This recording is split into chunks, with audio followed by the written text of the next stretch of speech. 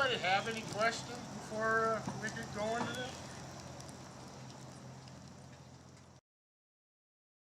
Here you probably can see pretty much everything, but not at our distance. And it's even worse the farther, like if you go down into Steele County, and I mean they go all the way down into what is south of Steele, Freeborn and Mower and some of them. You know, it's even worse for them. That signal is way up in the sky, so that's why this one's close to me. This is kind of nice though, because it folded up really nice in my car. Yeah. My goodness, it's good to have you here today. Good, how are you?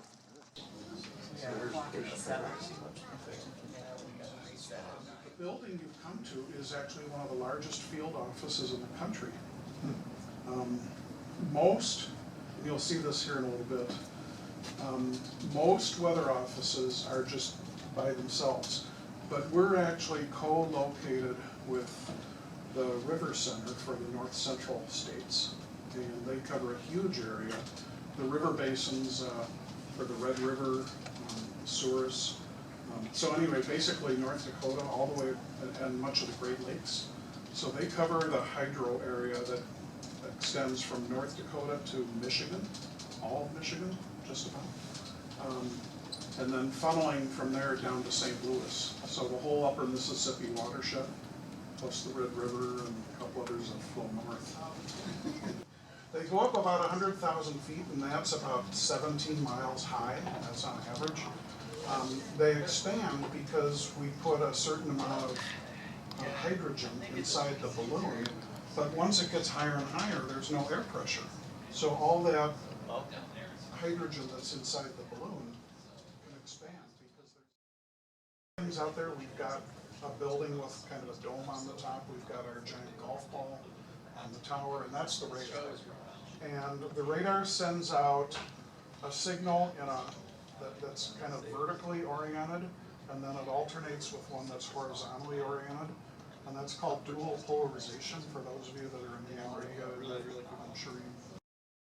And the yellow and the purple and all that circle around and kind of have that fish hook look to it. And then on the right is velocity. This was actually the first storm that we had access to for the FAA weather radar. The FAA has a weather radar in Woodbury, southern part of Woodbury. And so if you ever are driving on a couple of the county roads there and you see what looks like a giant golf. It's 4 inches in diameter. The rain comes in here, collects, funnels down into that little 1-inch tube. Okay, so if you get less than 1 inch of rain, it's easy. You just look at that tube and say, oh, I have 0.6. But if you have more than 1 inch, then it'll actually overflow into the rest of this outer cylinder, which can hold another 11 inches of rain. So that's why, if you ever have to measure a foot of rain, but that's what's used by these CoCoRaHS observers. So if any of you are really into weather and would love to help observe the weather, that's this CoCoRaHS program. It's a really, really neat thing. Or snowfall. You know, if you want to traipse around and measure the snowfall and submit that, that's very, very helpful. When you see maps on our website showing how much rain fell or how much snow there was, most of the data comes from these CoCoRaHS. And by the way, the fact that it's in orange tells me it's in test mode, so it's not going to go anywhere. Or was it when it was in green? Which one was it? But anyway, 2 things happened. One is a dialog box popped up that I will click on various things, and then another was this little dot that says "Drag Me to Storm," which coincidentally I think Caleb is wearing that very shirt. Is that is that the shirt you got? Is it "Drag Me to Storm"? Cool. That's funny. So anyway, that's Caleb. That's Mike Griesinger. That's Eric in the gray there waving.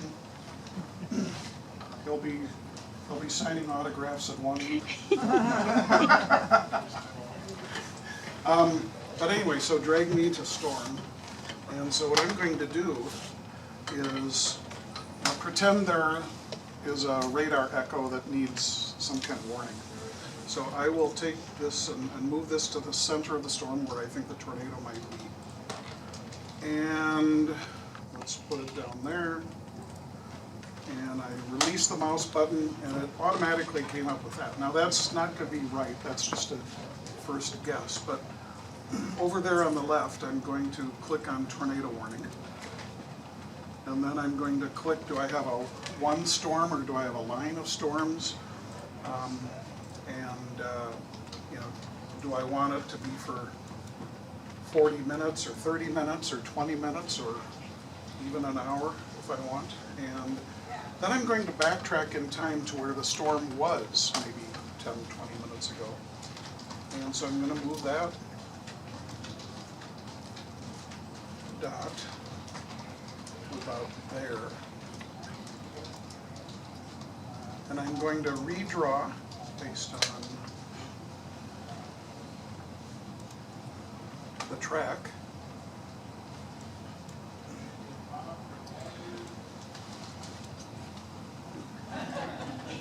And let's say for some crazy reason, I've got a very slow moving tornado the way it's set up, but that's, so it'll move along at 1 mile per hour or something like that. But anyway, now I will take it back to where it currently is. And so the tornado is somewhere, is it Kenyon area, I think, remember? Okay, so it's moving off, you know, to the northeast very, very slowly.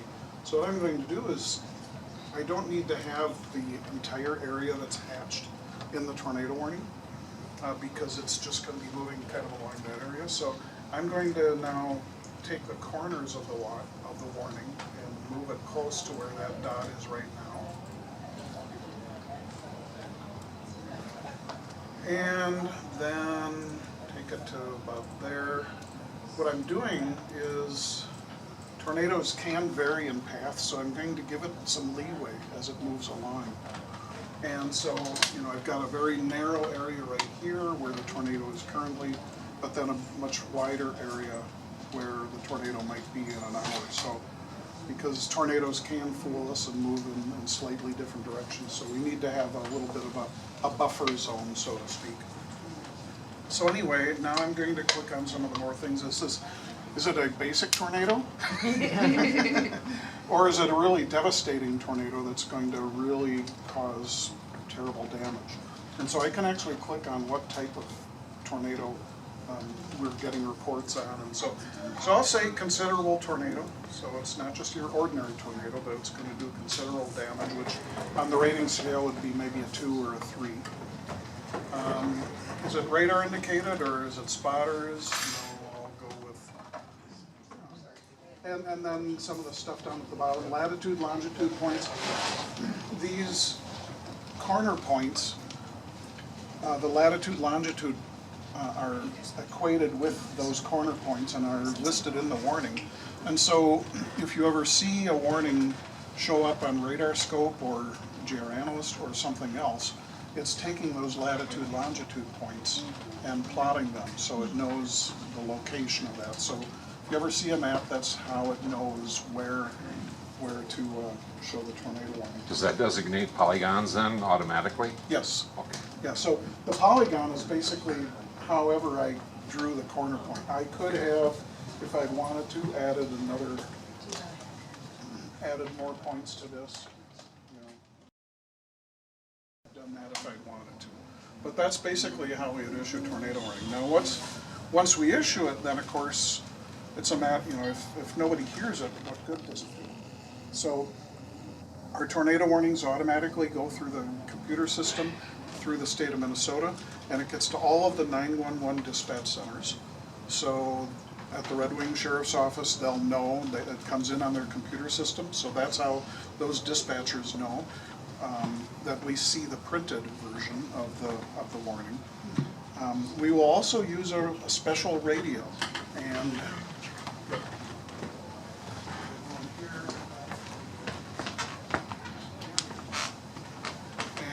so this is the Armor system, 800 megahertz, and so we'll talk and make sure that that dispatcher and others know about the warning, because always want to ensure communication is not merely just saying something, but you want to make sure somebody hears it and acknowledges.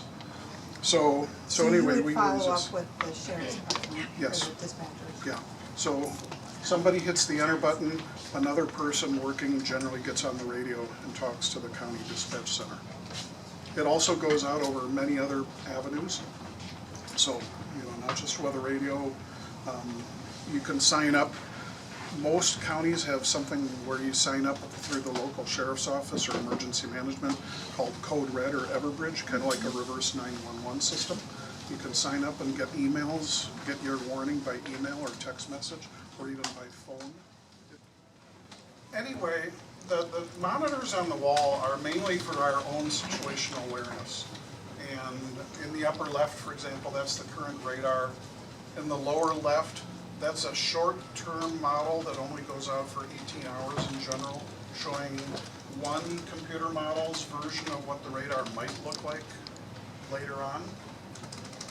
And, but that's just one computer model. There are other computer models that may have a different answer. So anytime you see that on the internet or TV, radio, and you hear about computer models, there are multiple computer models, and they're not always going to have the same answer. In fact, they most never will. So that's just one version of what the future radar might look like from one of the computer models. Over there in the upper right is not just a satellite image, but in the yellow contours is showing what is called instability. Those of you that like weather, it's CAPE, C-A-P-E. Convective, available, potential energy. And potential energy is kind of the key phrase, is what kind of energy is in the atmosphere for thunderstorms to really erupt and take off and sustain themselves. And so that's in the upper. So you see the most contours across the southern quarter of the state, kind of veering off toward maybe as close to Goodhue County. Especially the southern quarter of the state is where it's flagging. There's always going to be, they're always going to be doing a lot of testing. They will backtrack and look at years of data in the back in the past, and then run their computer models on that older history and see how well it varies. Yeah. So anyway, that's where we will have our couple hand radio operators set up.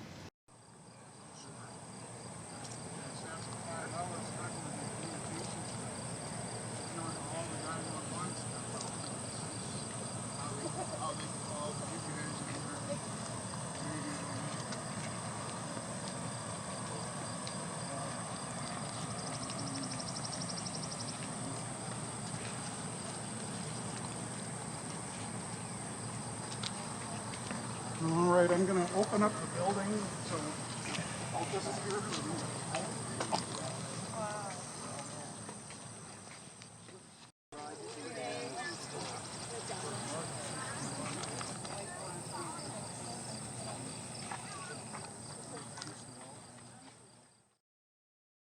Inside that room are tanks of hydrogen, so hence the no smoking signs and all that. But so we would take this balloon and attach it here, find that elsewhere and see what other videos we've got as well. And then I would tie it in with a string and so on. But then I'd start the flow of hydrogen and let the balloon inflate. And then while the balloon is inflating, then I can do a couple of other things, like start to set up all the string, which sounds kind of crazy, but all this is connected with string. So you've got the weather balloon, and then you've got a whole bunch of string, then you've got the parachute, and then from the parachute, a lot more string, and then the weather instrument hanging below that. So all that string actually has to be 100 feet long. And attaching down here, I would then have more string connecting to this. And so that's why you see this huge thing with just string. How long does the balloon take to fill? And generally it takes about 10 minutes. Depends on how fast you really want it. Once the balloon is filled up and we've got the parachute and this thing together, we'll actually set this on a little hook, which is actually right here, so that when things are done, we can actually then walk out with the balloon in one hand, with the instrument in the other hand, let the balloon go, and then a couple seconds later, it'll just take the instrument with us. All right, On the radar? well, yeah. So you can see, just holding it up like this, it's taller than I am. So when we go out there, and the rain has stopped and all that, so after pizza we can go take a look. I've done that if I wanted to. But that's basically how we would issue tornado warning. Now once we issue it, then of course, it's a matter, So if you like weather, you're thinking you might want to get into weather, you'll need to be. Can I video you since you're a celebrity? You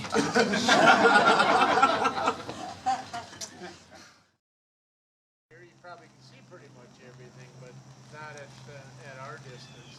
And it's even worse the farther, like if you go down into Steele County, and I mean, they go all the way down into...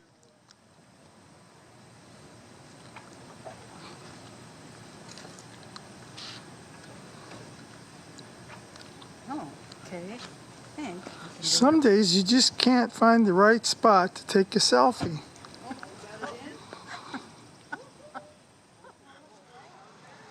So I don't know how many of you have ever been to the National Weather Service here, In Chanhassen. but I gotta tell you, it was great. They brought us into a room, they showed us some PowerPoints. Yeah, that was pretty cool. Then they brought us into what I'd call the action room. Yeah, nerve center. Yeah, nerve center. Wow. Showed us all their computers, explained how all of that stuff worked. And they've actually got 8 stations in there for people to be monitoring the weather, if it got really bad, and even more. And it was just unbelievable how he explained how everything went, even how he makes a tornado warning. Yeah, We just thought it was cool. yeah.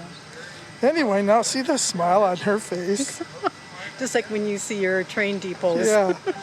I'm trying to figure out how many brownie points I earned on this. Maybe 1 or 2. Anyway, we'll catch you later on our next one. And God bless you all.